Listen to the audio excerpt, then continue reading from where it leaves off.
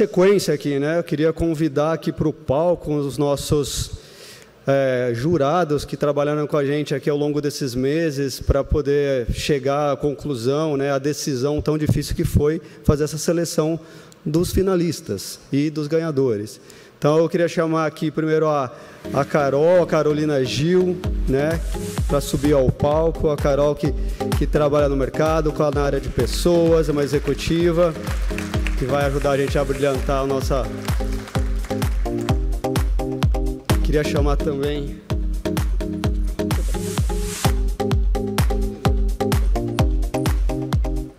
Vamos chamar também aqui o Adriano Tomé, já conhecido da casa, né, que ele é o nosso líder do GT das pequenas e médias firmas de auditoria.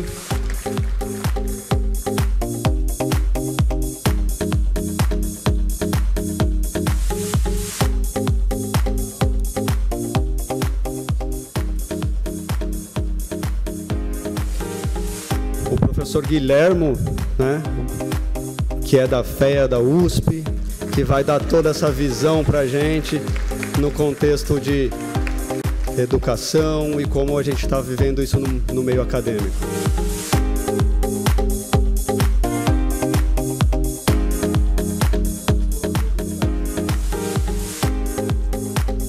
Bom, vou sentar aqui um pouquinho com esse pessoal para a gente bater um papo, gente.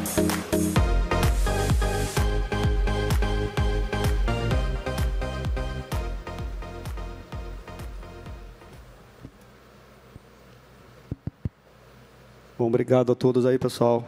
Acho que a gente vai falar um pouquinho e daqui a pouquinho, os 8 finalistas vão estar aqui no palco. Vocês vão estar vendo e ouvindo eles fazer um pitch de 5 minutos antes da gente anunciar os vencedores. Mas antes, agradecer Tomé, professor Guilhermo, Carol, obrigado não só por estarem hoje aqui, né, mas por estarem com a gente durante essa jornada, de ler todos as propostas que chegaram, né, dos projetos, fazer uma triagem. A gente fez várias reuniões de alinhamento, né, de conceito. A gente vai mostrar um pouquinho como que foi feita toda essa jornada, né, do hackathon. Eu acho que para poder explicar como foi que nós chegamos, né, a essa conclusão. Acho que tem um resumo que ele mostra isso aqui, para a gente até poder falar um pouquinho. Mas, enquanto a gente não sobe essa informação, eu queria talvez trocar uma ideia aqui. Tomé, o que você imagina, né, qual é a relevância disso, né, para o mercado das pequenas e médias empresas, em termos desse desafio, né? A gente está buscando mais do que uma ideia que vai mudar todo o nosso mercado, mas a gente está buscando inspirar as pessoas, né? A gente está buscando incomodar as pessoas. A gente está buscando mostrar para elas que a tecnologia não está lá no Google só, ela está aqui dentro de casa. Então, como você vê isso dentro desse mercado? Legal. Boa tarde, pessoal. Márcio, obrigado. Professor, Carol, muito bom compartilhar aqui esse painel com vocês. E foi muito apropriado colocá-lo logo depois do almoço, né? Porque, embora a gente já tenha falado de manhã, mas é um tema ainda importante que tem que despertar o interesse para a gente continuar nessa toada. E quando você trouxe o projeto, né, Márcio, eu achei muito legal.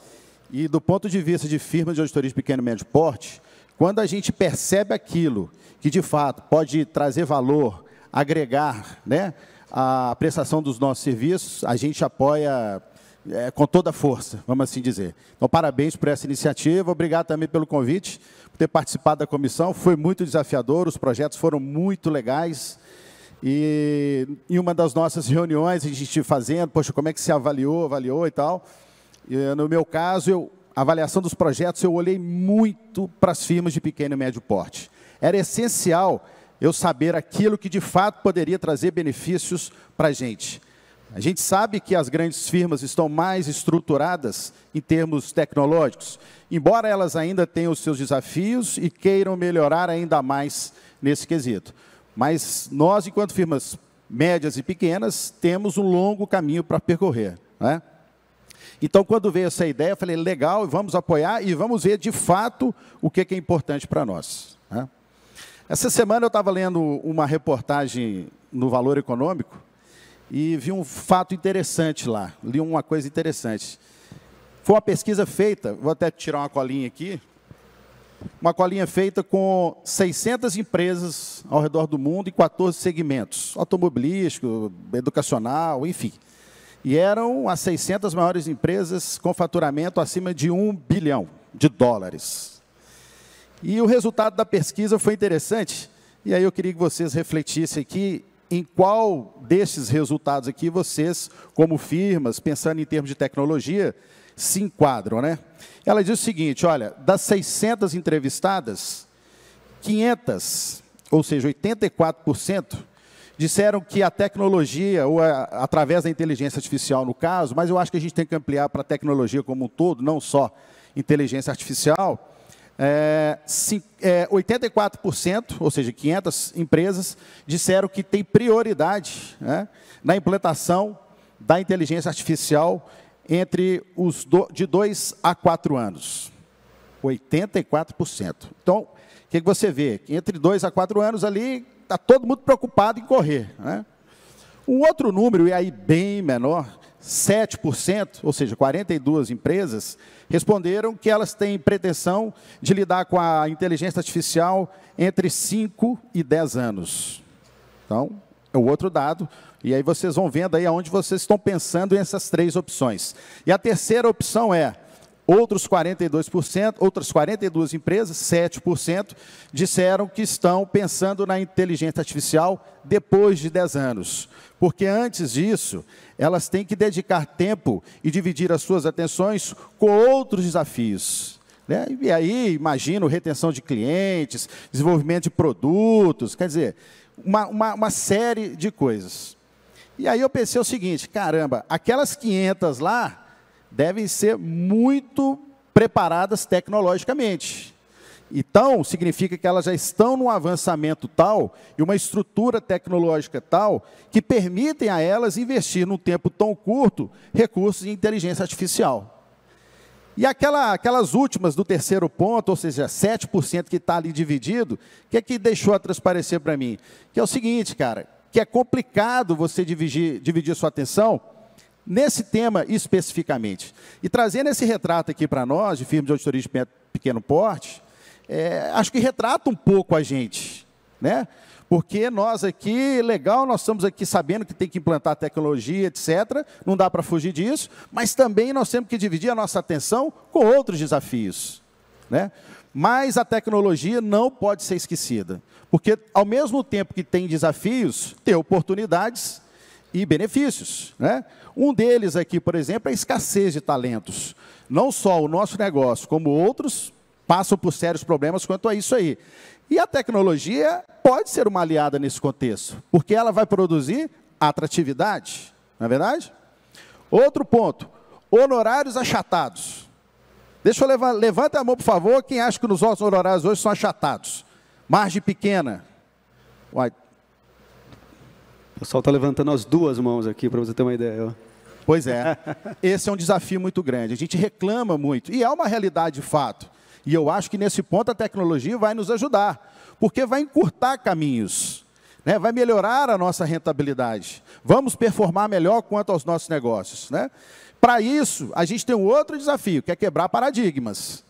Nós, enquanto firmas, muitas já estão com a mentalidade já mudando para essa necessidade tecnológica, mas ainda existem aquelas que estão ficando para trás, que acham que o auditor ainda tem que fazer o seu trabalho somente ali no Excel e no Word, se não tiver papel ainda, né? Então, é outro desafio, e a oportunidade é boa, gente, porque a gente tem que identificar, nós, enquanto auditores, aqueles pontos no meio do caminho da nossa auditoria, onde nós podemos usar recursos tecnológicos. E aí, esses programas como o Hackathon, eles são muito bons. São bons também a forma que a gente pode considerar, são boas também as formas de dar atenção para o nosso pessoal de campo. Muitas vezes, nós gerentes, sócios, estamos muito afastados da execução propriamente dita. Mas a turma que está ali no batente do dia a dia, eles têm muitas ideias. Então, eu acho que o Hackathon veio para provocar isso, né? A gente dá mais ouvidos para a turma, eles têm boas ideias. Outro dia eu estava nos Estados Unidos e aí vi um fato interessante. Eu comprei 2 camisas, fui no caixa, julguei, eu queria pagar com cartão de crédito, a mocinha lá perguntou como é que eu ia pagar e tal. Eu estava na fila, ela falou assim, pega as 2 camisas e joga nesse cesto. Aí eu perguntei comigo, né, eu não vou escanear, passar o código de barras lá? Na hora que eu fui perguntar isso para ela, já estava registrada a minha conta. Cara, eu não entendi nada daquilo ali. Parece que foi uma mágica. Eu julguei, apareceu lá a conta. Aí eu fico pensando, quem é que pensou num negócio desse? Quem é que teve um insight disso, cara? Sabe como? Então, tomando por esse modelo, eu acho que há uma oportunidade muito grande dentro das nossas firmas, através dos talentos que nós temos. Eu acho que a gente pode encurtar um caminho muito grande para isso aí.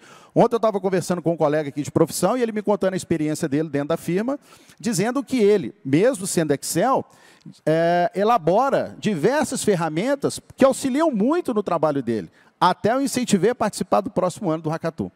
Então, eu acho que a gente tem que abrir os olhos para muitas outras coisas, quebrar paradigmas e, de vez, mergulhar nessa questão da tecnologia. Excelente. Eu acho que você falou muita coisa legal, mas acho que o relevante aqui, né? A gente está começando nessa jornada. Né? Nós precisamos imaginar que, né, as provocações desse ano vão gerar insights ainda maiores para o ano que vem. A gente vai vir com novas ideias, a gente pode ter grandes talentos dentro das firmas e grandes oportunidades de negócio. Né? A gente falou pela manhã, a auditoria, por si só, no modelo que ela vai se transformar, mas novos negócios vão surgir dentro do modelo de auditoria. Então, acho que a gente tem que ficar atento nas oportunidades. Carol, já queria emendar aqui para você, como que você tem visto, né, as pessoas se adaptando a isso? Como você tem visto essa avalanche de informação tecnológica sendo refletida, sendo transmitida, as pessoas absorvendo isso, se preparando ou não? Você tem visto que o mercado tem sido, né, as pessoas têm se preocupado menos com a preparação tecnológica. Como que o mundo, né, de recursos humanos, mas de uma forma mais ampla, pensando em pessoas, tem pensado sobre isso? Legal. Boa tarde, obrigada pela possibilidade de estar aqui. Falar depois do Diogo tem a questão de que ele já me abriu várias brechas aqui para comentar em relação ao que você está me perguntando agora. Eu acho que a necessidade está posta e não tem como voltar para trás, né? Acho que é o Newton Bonder que fala, depois que você ocupa um lugar maior, não tem como você voltar para o útero da mãe. E eu acho que a gente está numa velocidade muito grande de mudança e essa discussão está muito presente em todos os espaços, em todos os segmentos, né? Eu sou da Associação Brasileira de Recursos Humanos, participo da organização do CONAR, do Congresso Nacional, e esse ano, 30% de todas as discussões que a gente teve, de que conteúdo que a gente precisava levar, está totalmente relacionado a essa complexidade de mundo, de tecnologia, de relações, né? A quantidade de ambiguidade que está presente. É curto, médio e longo prazo ao mesmo tempo, é o analógico, é o digital.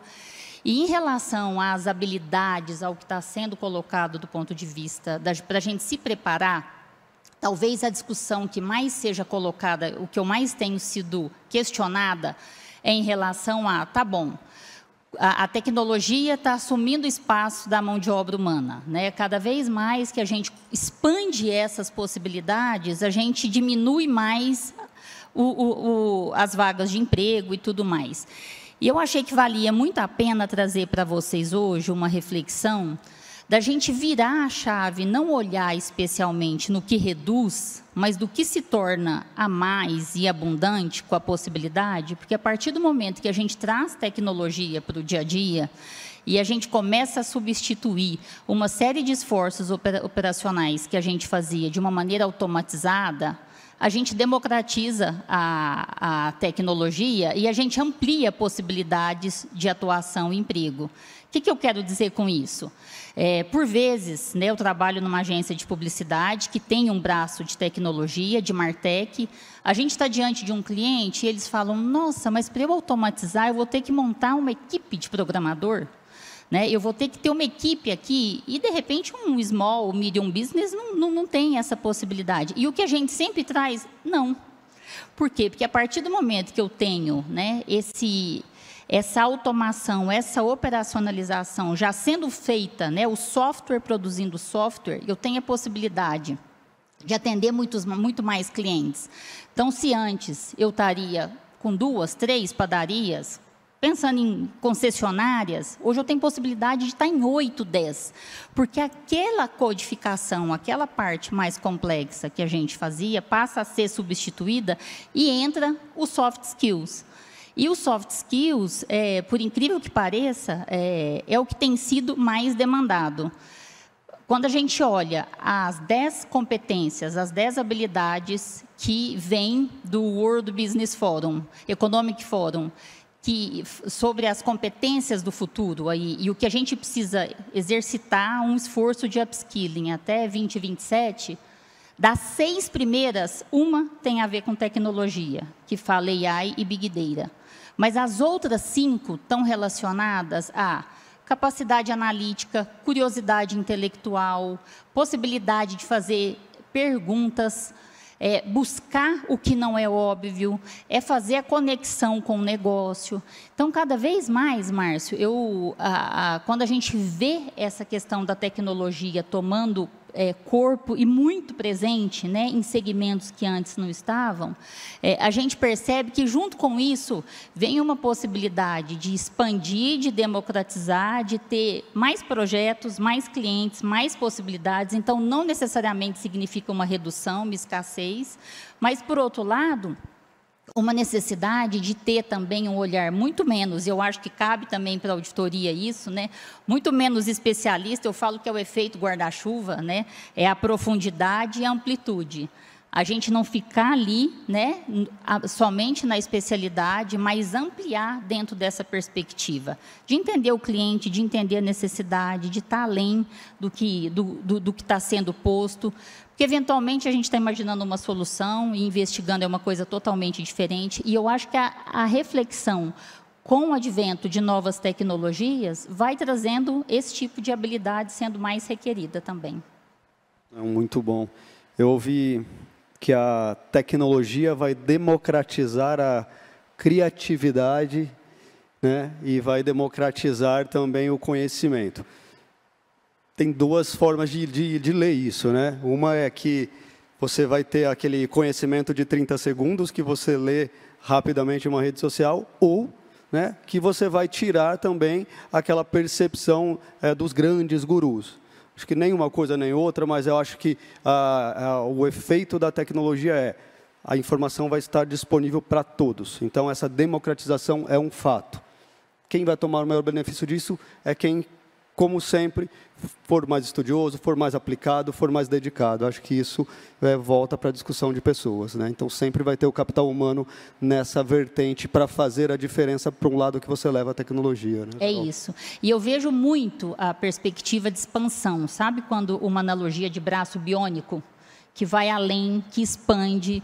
Então, daqui eu conseguiria ter acesso a essa área, com a tecnologia eu tenho muito mais. Só que, para isso, me expande para um olhar que eu vou ter que fazer um outro tipo de análise investigativa, né? Então, assim, aprender a ter o desejo, a vontade e a disciplina de aprendizagem contínua é um imperativo, né? Cada dia mais. Exatamente, é um imperativo, é isso mesmo. Bom, aproveitando o gancho aqui, professor, que a gente está falando de capital humano, né? Como que a gente, né? Como que você tem visto isso dentro, né, do meio acadêmico? Como nós estamos buscando a transferência desse conhecimento, ou atravessar essa ponte, né, entre o modelo de ensino tradicional e o modelo de ensino com foco na tecnologia? E talvez, pegando o gancho, quais os desafios, né, você imagina que o meio acadêmico enfrenta ou ainda vai enfrentar para fazer esse catch-up aqui? Legal. Boa tarde a todos. Obrigado, Márcio, pela pergunta, pelo convite. É uma honra, né, poder participar de uma iniciativa como essa e que venham muitos hackathons. Daqui um pouco, obviamente, vai chegar o momento esperado que a gente tem trabalhado aqui nos bastidores para poder, obviamente, coroar este processo. Eu acho assim, a academia a gente tem que pensar, primeiro dividir, né, quando a gente fala do ambiente de universidade, faculdade, existem dois braços, né? O braço do ensino e o braço da pesquisa. E eu acho que, enfim, provavelmente muitos aqui têm alguma proximidade, possivelmente tem até outros professores aqui na plateia nesse momento, é natural que exista uma certa inércia, uma certa dificuldade, a gente vai meio que correndo atrás, né? Então, ali na FE, estou falando evidentemente pela ótica da carreira e dos cursos de contabilidade, né? Então, a gente recentemente na FE aqui de São Paulo, no campus da capital, fez um estudo, né, no sentido de ver o quanto o nosso currículo estava em linha ou em alguma medida, como é que ele se comparava com alguns currículos benchmark, vamos chamar assim. E, coincidentemente ou não, para o nosso evento, as duas áreas que a gente encontrou lacunas que precisamos trabalhar são justamente auditoria e tecnologia, não necessariamente em conjunto ou só em conjunto. Então, é claro que, enfim, no Brasil nós estamos falando de mais de 1000 cursos de contabilidade ou instituições de ensino superior que têm cursos de contabilidade. Então, eu estou só falando de uma pequena janela, mas eu acredito que o desafio não deve ser muito diferente em outros lugares, eventualmente até um pouco mais desafiador. A função, né, nesse braço, estou falando do primeiro braço de ensino, acho que a função da universidade ou da academia é buscar formar, preparar, incentivar ou, no mínimo, sensibilizar, né? Então, é aí que a gente começou. Então, a gente está dando os primeiros passinhos, né? Reformulamos, especificamente vou falar de auditoria, porque é não só a cadeira que eu ministro, mas da qual eu participei ativamente da reformulação do currículo. E a ideia foi, primeiro, aumentar o volume de tempo dedicado à auditoria, então, isso já acho eu, pelo menos, uma boa notícia. E a segunda vamos tentar trazer conteúdo de tecnologia. Claro, sempre os limites vão existir. O primeiro limite está aqui falando com vocês, é o professor. Se o professor não tiver capacitação para fazer aquilo, ele vai chegar até um certo ponto. Mas a gente também pode se associar, né? Foi assim que eu conheci o Márcio há um tempo atrás, foi justamente sendo provocado por um conjunto de estudantes que, ao ouvir sobre o que era um risco de auditoria, como a gente tratava risco de auditoria, falou assim, mas professor, a gente não poderia desenvolver em Python uma ferramenta para, sei lá, ajudar a ler as atas, identificar eventos subsequentes relevantes ou, eventualmente, trabalhar em alguma outra frente? Bom, legal. Então, você vê que a gente vai sendo provocado. Essa é a beleza, talvez, desse braço do ensino. E eu acho que a gente tem tudo por fazer. Está tudo acontecendo e, definitivamente, aqui nessa plateia, eu tenho certeza que eu vou encontrar gente que vai me ajudar nessa jornada. No mundo da pesquisa, o pesquisador é um animal diferente, certo? Se a universidade se dedica a isso, a pesquisa, a gente vê frequentemente, acho que até já falamos de pandemia aqui uma vez ou outra, acho que a gente ouviu e discutiu o papel da ciência na sociedade fortemente e que acontece também na contabilidade. A perspectiva de ciência é muito simples, é explicar e prever fenômenos. É isso que a gente tenta fazer, ou que um pesquisador ou um conjunto de pesquisadores vão tentar fazer, é olhar para uma determinada realidade. Quando eu digo fenômeno, é isso, é a realidade, as coisas que estão acontecendo perante os nossos olhos e tentar entender esses fenômenos para que sejamos capazes de prever. E a partir do momento que a nossa capacidade de previsão acontece, eu começo a ser capaz de interferir na realidade, melhorar a vida das pessoas, melhorar o desenvolvimento humano, melhorar o mundo. Então, na contabilidade não é diferente, e a auditoria é uma frente que faz, eu diria assim, uns 40 anos, pelo menos aproximadamente 40 anos, que está na agenda ativa da pesquisa, que eu vou chamar aqui de mainstream, né, da pesquisa principal, do veio principal da pesquisa no mundo, tem atenção específica para este fenômeno, né, no sentido científico da palavra fenômeno, da auditoria. A gente já entende claramente a auditoria como uma peça de um mosaico da governança das empresas, que está lá justamente num cenário de equilíbrio microeconômico, buscando prover informação útil dentro de um processo decisório de investimentos num mercado financeiro. E, a partir daí, a pesquisa avança e entende quais são os determinantes. Qualidade em auditoria é uma área importante dentro da academia. Então, estou falando de tudo isso por quê? Porque quando a gente analisa e começa a olhar a história da pesquisa em contabilidade para a auditoria, a gente vê, por exemplo, que a função né, de qualidade de auditoria para a academia, ela é basicamente composta por duas variáveis: a competência do auditor, ou seja, a sua capacidade em detectar uma distorção, por exemplo, e a sua independência, a sua disposição, evidentemente, em levar essa distorção que eventualmente foi detectada a público através do seu parecer ou dos diferentes mecanismos de comunicação. Então, essas duas variáveis são as variáveis fundamentais. E aí, bom, o que a academia pode fazer nesse momento de transição e de incorporação de novas tecnologias ou de tecnologia dentro do processo de auditoria? Eu acredito que basicamente claro, de novo eu falei, pesquisador é um animal diferente, então o incentivo do pesquisador está em publicar num journal. De novo eu vou pegar a pandemia, porque a gente ouviu falar de journals da área de biologia e medicina que nunca ninguém provavelmente tinha ouvido falar, o Lancet do Reino Unido, enfim. Acontece a mesma coisa em contabilidade, ou seja, o nosso desejo é colocar os nossos trabalhos que passam por um processo de escrutínio nos melhores periódicos científicos do mundo. É isso que nos motiva. Então, na medida em que a academia consiga, e eu acho que a tecnologia traz claramente dessas duas variáveis que eu falei, competência e independência, muita contribuição para a competência, para a capacidade do auditor em fazer o seu trabalho, fazer mais e fazer melhor. E, consequentemente, eu vejo, pelo menos, uma enorme possibilidade de que a academia venha, de uma certa forma, a dar validade, porque muitas vezes eu ouço, né, de quem eventualmente está um pouquinho mais distante da academia, dizer assim, eu li lá um paper e o que ele diz é o que eu já sabia. Mas isso é o que frequentemente acontece. O que a academia eventualmente está fazendo é explicando aquilo que você, com intuição, com experiência, com a sua vivência, de uma certa forma já sabia, mas faz isso com método, faz isso de maneira científica. Então, eu acredito que eventualmente a gente vai encontrar mais frequentemente, já encontra, mas vai encontrar mais frequentemente resultados favoráveis em pesquisa que vão justificar ou vão avalizar o que a gente está desenvolvendo aqui. Eventualmente, as soluções que vão surgir daqui um pouquinho nesse hackathon possam ser aquelas que vão modificar a auditoria de amanhã, e aí o pesquisador vai dizer aquilo que, eventualmente, a gente precisa saber melhorou a qualidade da auditoria? E se a resposta for positiva, eu acho que a academia está prestando um certo papel. Então, são esses dois lugares que eu vejo, eventualmente, a academia, de alguma maneira, alimentando esta fogueira e permitindo, de uma certa forma, que ela se expanda e que ela chegue mais longe. Perfeito, professor.